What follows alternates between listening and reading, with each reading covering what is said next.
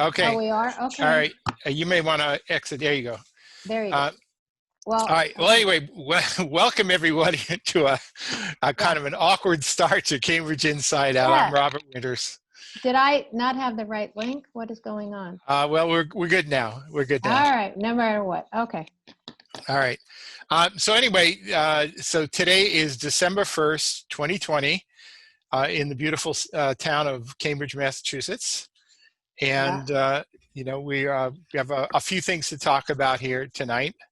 I don't know if, I think maybe the first thing I would want to start off with, and by the way, I don't know if Sean is visible? Is in the image here or not. You're in the image. Okay, no? we're good.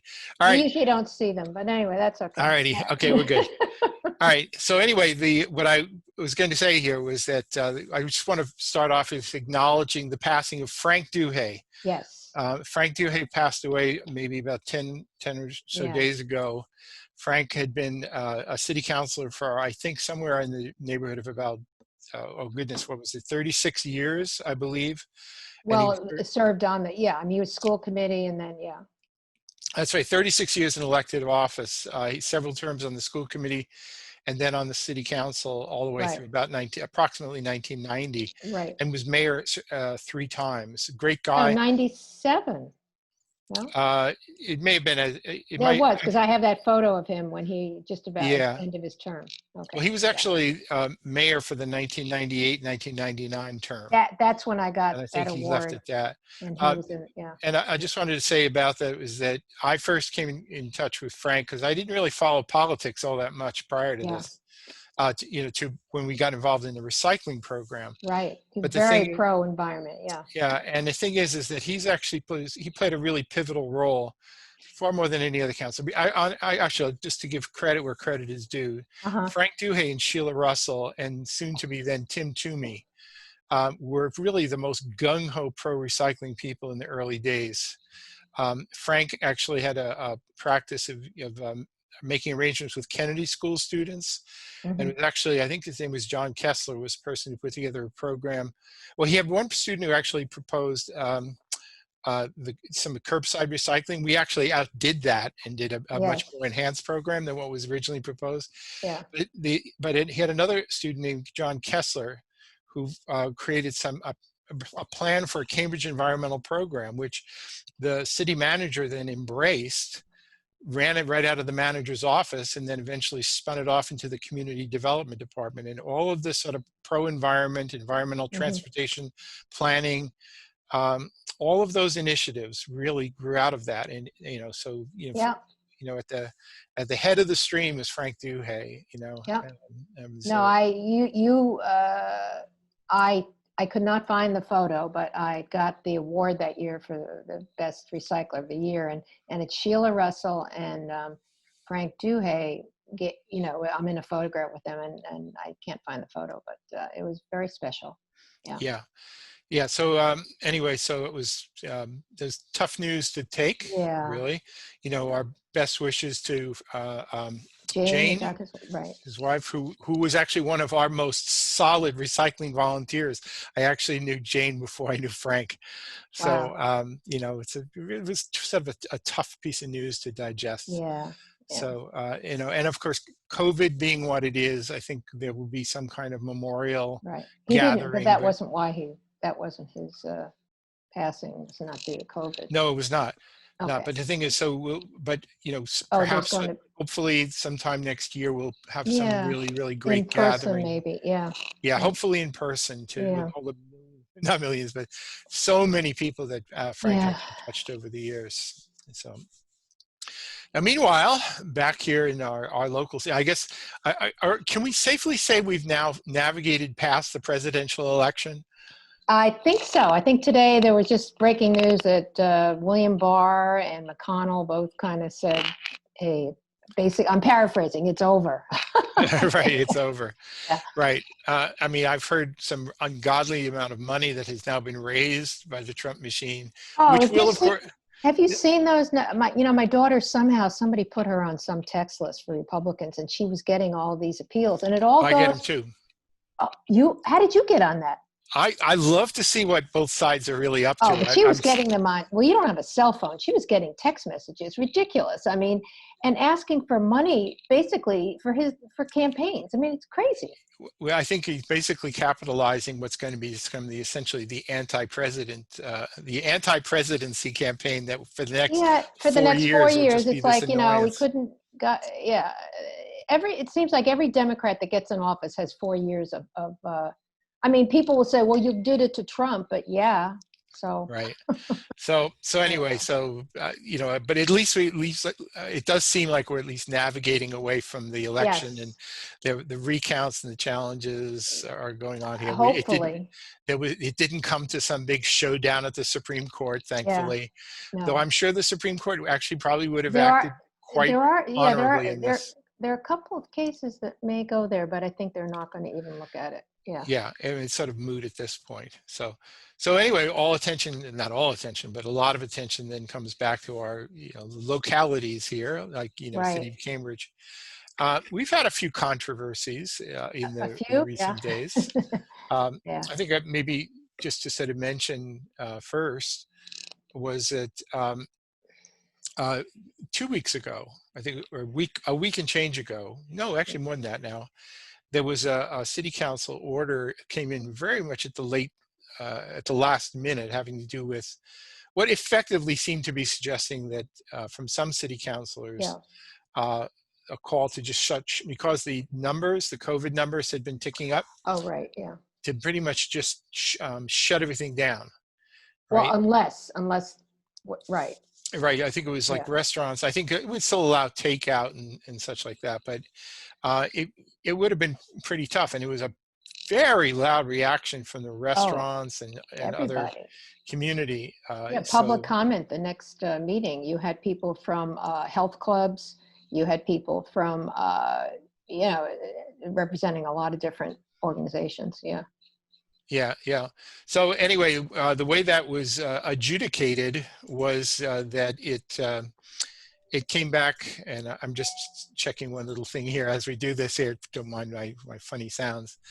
Um, it was adjudicated was that they pretty much, it was pitched back to the manager, and the manager said, look, unless there's some absolute compelling reason or Mhm. the word comes down from the state, it is not our intention to just completely shut down the Cambridge Right. economy. Right. I mean, there was at least some rational basis for some of the desire to do so. I mean, the COVID numbers had most certainly been kicking up lately. There's no question about it.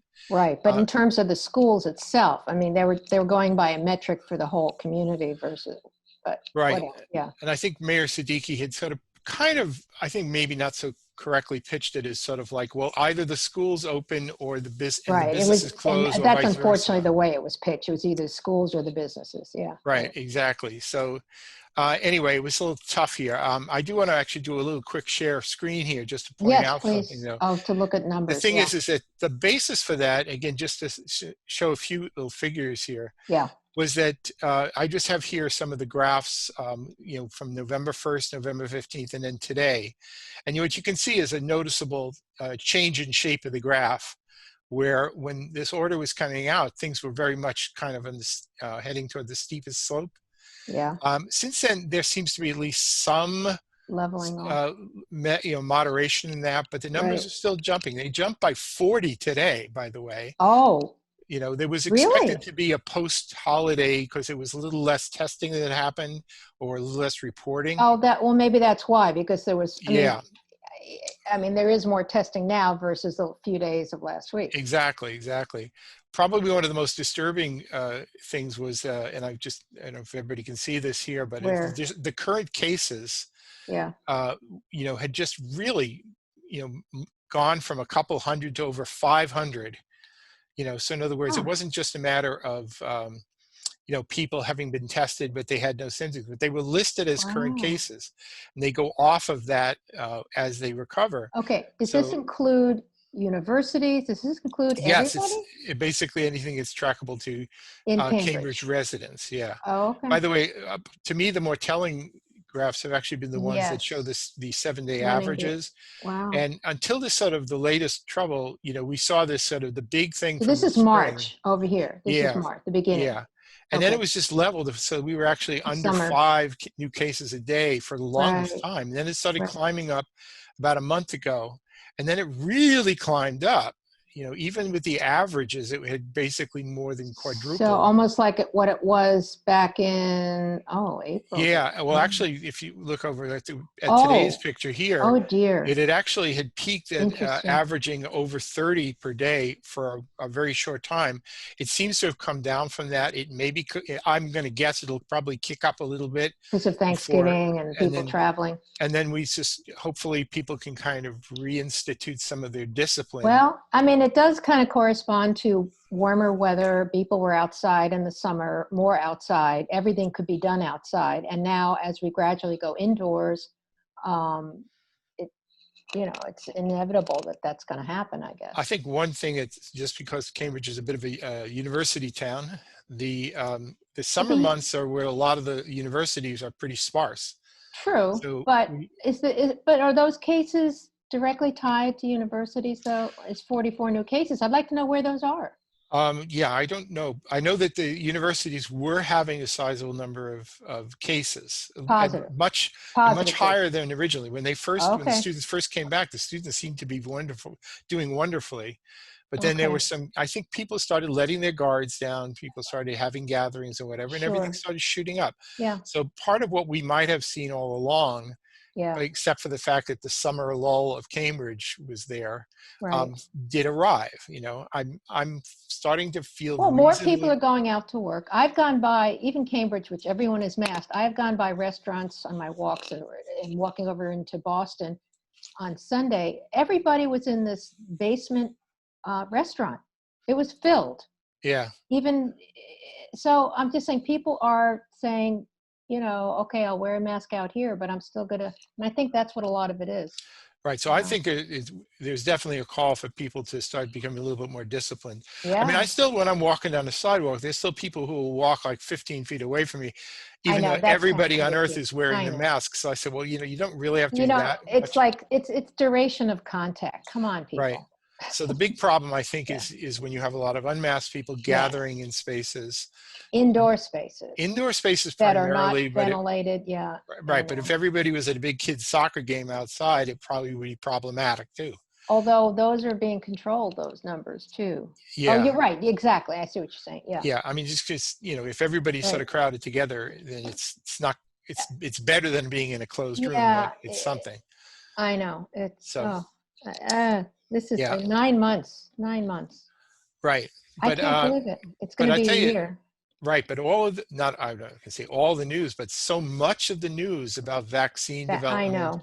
And that now they're actually already working out distribution plans. So I know. They say we're getting close to. I want them to do definitely healthcare workers, but I also want them to do people that live in high density areas, essential workers.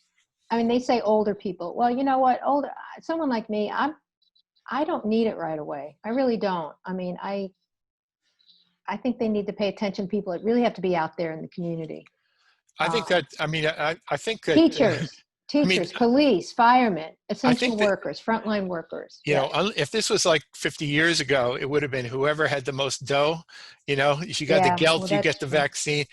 But the thing is that, and I'm sure some of that's still going to be true, but there's so many eyes on making sure things are done in a kind of an equitable way that I think the government, even in the current administration, the people who are actually laying out the plans here have a tremendous obligation to try and do well, this I think in an each equitable state way. is going to make their own deals with the vaccine companies, right? I think that's the way it is. It may be so, but I think there is a certain amount of planning here, to at least try to do this. And it's going to be 2 doses. It's not 1.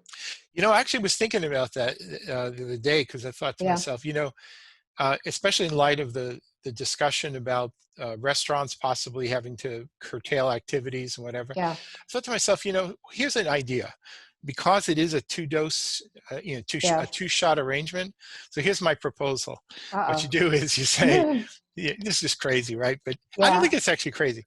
Yeah. So here's the idea: is you go there and you say you get your first shot. Yeah. And then when you do that, you fill out the paperwork. They take a picture and they start making up a card. And then when you come back, whatever the duration is, you get your nice laminated card, which gives you entry into any restaurant of your choice. Which can So, be duplicated. I heard a story about this. well, How are you going yeah, to prove that? All I right, so know, I keep know. going. So So what you, if there was yeah, a way of doing that in a secure right, way, then yeah. what you could do is actually give people a tremendous incentive to go get that vaccine, because it would then permit you to actually participate in Yeah, I much think more it of a should be a normal life. barcode on a phone. And I know you don't have one, Robert, but most people do, All right. even low income people or whatever. So I think if it's a barcode, it's less duplicatable or whatever, because it's Yeah. mailed right to you. But if they could come up with some way, at least some Yeah. protocol that basically said that if you can prove vaccination, then you have certain freedoms that other people might not have. And then that would give incentives Oh, for people well, to, yeah, but then you have restaurant people and people saying are going to have to play police and let's see your card. I well, they don't got to know. do that now anyway, because they got to say you Well, can't enter, you can't enter. well, they said wear a Yeah. mask, And you say but wear a mask. And of course, we've heard some really horrible stories of people, you know, gunshots go out here well, because not somebody here, but told yeah. somebody to wear a mask. Yeah, but it's a big country. Yeah. Well, I mean, they do good restaurants, or they're taking down names. So at least they know if there's an outbreak, they can contact whoever was in that restaurant on that day. I mean, that's Right. what was recommended, that, if I think there's, that's happening in kind of a, as you say, with the iPhone world, because people have yes, to make Robert, reservations. it's not just iPhone, it's a smartphone. Okay. Smartphone, whatever you call it, right? It's called we can't do without it phone. Come on. You don't go anywhere. Don't show me whatever you've got. You've got, yeah, There's yeah, my smartphone. yeah, but you're not reachable all the time. Okay. That's all. Right. I I know mean, it's we true. do It's have an true. iPad. I have to remind people of that. He's not totally out of, because is very transportable. And do you Yes. know that some people get cell phone calls and texts on it? You can pay a little extra a month to get it on your iPad. Did you know that? Actually, you can not only that, but I could get cell Yeah, phones and text messages yeah. sent, because you can do it through Google. There's actually something called Okay, Google I'm just Talk. saying it So would be nice, because yeah. sometimes it's nice to say, well, where are you? And you text it instead, because you can't call you. But anyway, Yeah, when I had to have some drain work done on my house, actually, the person I was in yeah, touch with, he kept saying, "Well, just give me your phone number, so I'll text you." And I go, "Oh, you can't do that. You can't do that." yeah. So I had to kind of figure out a way to make him do You that, and better, so that he because could still do you that. have to come up with what I people know, I expect. know. I have to make a compromise with the world. It's terrible. It's terrible.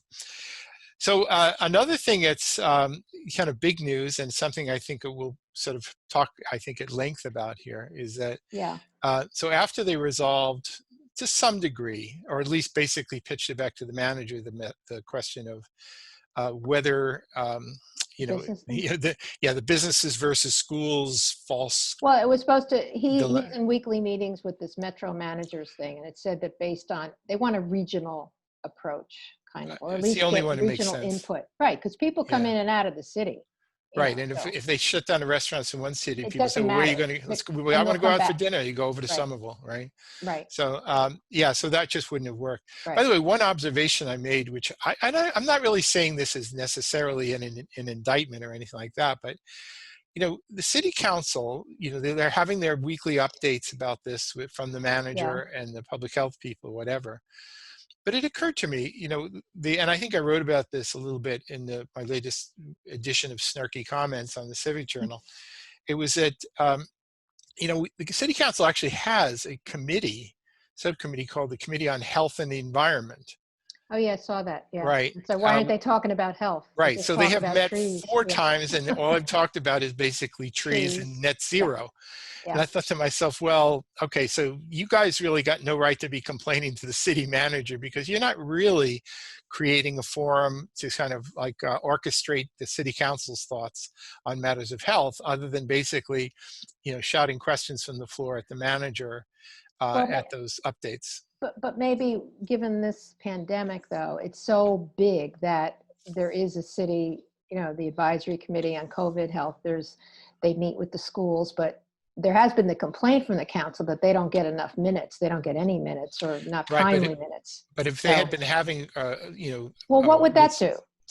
I think it would have been, as opposed to the sort of the big showdown Monday night thing, it would have been a vehicle through which they could have just been freely exchanging information on this stuff all along. you know, rather than sort of showing on a Monday saying, Mr. Manager, how come you're not providing us updates, you know? They could have actually created a mechanism for doing that. Oh, that's interesting. We'll see if anyone's watching this or will watch this, whether there's Yeah. any feedback about why that didn't happen or if it's just not in their area, whatever. But yeah, it's a good point. Well, there's another question. There's another committee basically on economic development. It's actually technically economic development and university relations. Right. And, you know, one of the biggest local impacts about COVID, other than just fear and health, is just the economic impact, you know, in the restaurant community, and how many businesses are, everybody. If businesses aren't going into quote hibernation, they're outright closing. Right. You know, and you know, so that's a pretty big thing in terms of, you know, I guess economic development maybe suggests about developing new economic stuff as opposed to maintaining existing, but I don't think that's really what it means. I think it's basically the local economy. Well, that's why they took up the whole vacant storefront. Right, but you know, there is something kind of disquieting for me, at least. Say that, well, let's develop a vacant storefront policy. But let's not have many meetings at all. Well, they did have one about the universities, but let's not have any meetings on preventing vacancies by saying what are the best things that we can do to help a local economy get through all of this. I mean, I know that people associated with the Central Square bid have basically been kind of on their own, inventing the solutions. In fact, a lot of the ideas that have been floated coming through city councilors really were just invented by the business community in Central Square. Well, but I mean, why not them? I mean, yes, the economic, I just feel like maybe it just shows you the limitations of what the council really can do anyway. Well, I agree with you. I agree with you about that. Is that, well, maybe, you know, some of them are clamoring for charter change right now so they can kind of, you know, be even more important, I think. But I don't think it would necessarily make them more important, but I think that some of them will being love elected that. mayor, please. Yeah. But anyway, so I think that it would, you know, rather than, you know, have these sort of, you know, on the fly orders that pop up from seemingly nowhere, if there had been at least something more of an ongoing conversation where they could actually have a council meeting for 2 hours with some staff people, as opposed to kind of a rush job at some of these Monday or bringing meetings. in some of the business associations, talking, just having how about a round table? A round table with the business representatives. Representatives. Yeah, because to actually, my knowledge, that should happen. That should happen. I don't believe there's been a single official gathering of the city council at the city council level where business people were really involved. They came in reaction to orders. That's a good point. Shutdowns, but it's purely reactive on their part. You know. You're right. Well, you've heard it first here. Round table. We've had one on schools. We've had them on, you know, it's very important, but it's all related. And Right. But I've long felt that city council committees should be much more like active working committees who basically. I agree, and not have the aides necessarily tied to one counselor, but have them tied to a committee. We'll see what happens. And that'll never happen. But I testified. Unfortunately, I know you did. To that effect at a government relations. I know. And that committee report will soon come back, I presume, to the city council. I wonder if anybody will respond to what I suggested there at all. My suggestion is that if any of them took seriously the notion that staff should be assigned to the committees rather than to the councilors, the city council reaction will be, okay, well, let's just hire even more staff so that we can have our personal staff and the committees can have staff. I bet. Rather than give up anything, you know. So do charters go to that level? Like when you have a charter of a government, you know, a municipal government, would it go to that level? Like not really, no. No. So this is just add-ons, like the aids and all that are just things that develop over the years. Okay. Yeah, I mean, I think of the aids in conjunction with the discussion of charter change only because so many city councilors keep making this assertion that somehow the job has changed a lot since 1940, and I'm not so convinced that that's really true. So, right. So we have 2 minutes left for our break. All right. So I will let you know. So so we should talk definitely in the next segment about the neighborhood groups Yes, She's yes. also been quite a brouhaha. Yeah. City Actually, council. one thing I'd say, just Yeah, sort of on the health, not yeah, COVID specific, but just to right. mention it Oh, quickly. right, yeah. And I have it posted up on the Civic Journal website right now. It was a Okay, city press release, basically from the emergency management, emergency communications people, yeah. basically giving a protocol where if people want to actually put what they call a health profile together, so that if there was ever an emergency and they had to send out an ambulance to someone's home, you would Oh, actually have all of this stuff on record, so they would have immediate access to if there were allergies or other kinds of wait. Well, I have that conditions. with my health provider with my health online, but I don't Right, have but it with the if city. right, but the thing is, they're just providing a Oh, way in which okay. so if something involved emergency services, This is on so your site or yeah, I is it put on it the up there city site? today. It's also on the city site as well. Okay, So so that should come in the yeah, next, I yeah. I haven't mean, seen that. it's kind of nice to actually sort of see, Yeah. those kinds of initiatives. They're very practical in my Although viewpoint. some people might think it's an invasion of privacy, but that's a whole Yeah, I other, mean, they do yeah. mention in the press release some concerns about Okay. making sure that that shouldn't be really But if considered. anyone has a smartphone other than you, they know they're already being All whatever. right. All So right. we'll be taking a break in a couple of seconds here, but Well, it's the not thing is, seconds. We have 20 seconds 20 till seconds. But when we 18. return, we want to talk a Yes. little bit about the current controversy, which was a big Yes. thing about having to do with neighborhood associations. And I'd Yes. like to offer some historical Definitely. perspective, and Definitely. we'll Yeah, you sort of do definitely have upon that. So institutional memory. anyway, we'll Okay. see you soon on Cambridge Inside Out. Okay.